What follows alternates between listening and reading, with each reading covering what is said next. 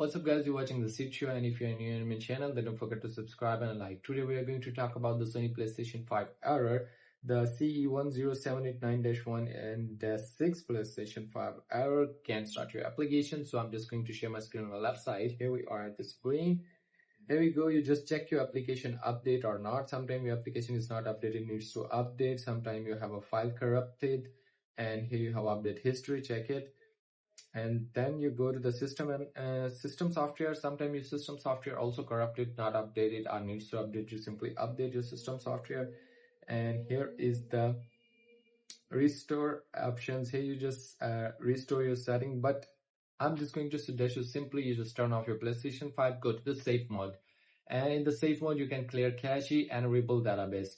Simply rebuild database, all corrupted files will be deleted. Your application, if corrupted, or a system software is if corrupted, then it will be clean. So after that it will be work, and you must have a space, a storage. Sometimes you don't have a storage, that's why your application is not updated or not working or not going to load it. So simply that's how you can do it. And if you want to ask me a question, then leave a comment in the comment box.